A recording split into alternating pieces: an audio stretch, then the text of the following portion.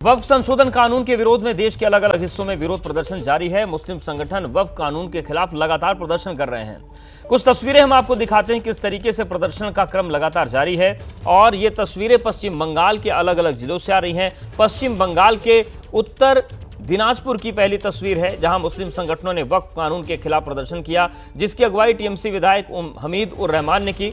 सुरक्षा बलों की मौजूदगी में हुए इस विरोध प्रदर्शन में सैकड़ों की संख्या में लोग उतरे और सड़क पर आए। दूसरी तस्वीर ओडिशा के कटक की है, जहां पर मुस्लिम संगठनों ने वक्फ कानून के खिलाफ बैठक बुलाई, कानून का विरोध किया। और ऐसी ही तस्वीर राजधानी दिल्ली से भी सामने आ रही है, जहां पर वक्फ कानून के खिलाफ मुस्लिमों की सर्वोच्च संस्था जमीयत उलेमाए हिंद ने बैठक बुलाई। मौलाना महमूद मदनी ने अध्यक्षता की और बैठक में नए वक्फ संशोधन कानून पर मंथन किया गया कि किस तरीके से कानूनी लड़ाई लड़ी जाएगी। लेकिन ये जो तस्वीर हम आपको दिखा रहे हैं, ये दिनाजपुर की तस्वीर है, जहां पर बड़ी संख्या में जो मुस्लिम संगठन है वो सड़क पर उतरे। उन्होंने विरोध किया और उन्होंने कहा कि ये जो कानून है ये हम इसका विरोध करते हैं, हमें मान्य नहीं है। वहीं दूसरी तस्वीर मुस्लिम संगठनों ने बैठक बुलाई ओडिशा में।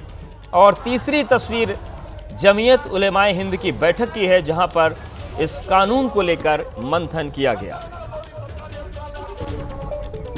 और इस बैठक को लेकर बड़ी खबर आ रही है। वक्फ कानून को लेकर जमीयत उलेमाए हिंद के अध्यक्ष मौलाना महमूद मदनी ने बड़ा बयान दिया है। उन्होंने कहा कि वक्फ कानून मुसलमानों की जमीन छीनने के लिए लाया जा रहा है। साथ ही उन्होंने कहा कि मुसलमानों को केवल प्रताड़ित किया जा रहा है। और इतना ही नहीं, उन्होंने वक्फ कानून के खिलाफ कुर्बानी देने तक की बात कही है। तो दिल्ली में आज बड़ी मीटिंग बुलाई गई थी और इन सब के बीच महमूद मदनी ने बड़ा बयान दिया है। उन्होंने कहा कि वक्फ कानून के खिलाफ हम कुर्बानी भी देने को तैयार हैं।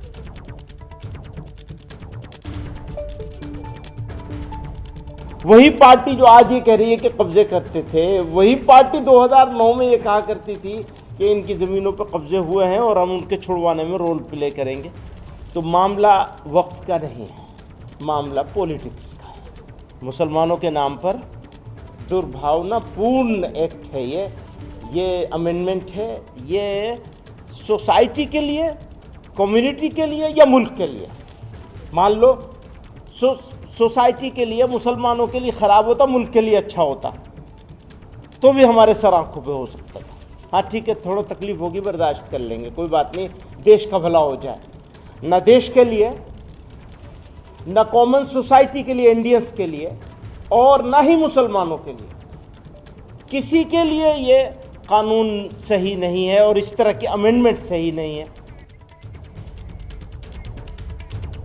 तो सुना आपने, महमूद मदनी ने कहा कि जिस तरीके से ये कानून बनाया गया है ये किसी की बेहतरी में नहीं है। उन्होंने कहा कि ये मुसलमानों के खिलाफ एक बदनीयती वाला एक्ट है और इसे हम बर्दाश्त नहीं करेंगे। उन्होंने ये भी कहा कि अगर ये राष्ट्र के हित में होता और हमारे हित में नहीं होता तो हम इसे एक बार बर्दाश्त कर लेते, लेकिन जिस तरीके का कानून बना है न तो ये राष्ट्र के हित में है न ही ये मुसलमानों के हित में है। उन्होंने कहा कि जिस एक्ट की बात अभी बीजेपी कर रही है, 2009 तक ये हमारी ज़मीनों पर कब्जे भी मानते थे, उन्हें छुड़वाने की बात करते थे, लेकिन अब राजनीतिक रूप से ये आगे बढ़ रहे हैं और ये कानून माना नहीं जाएगा।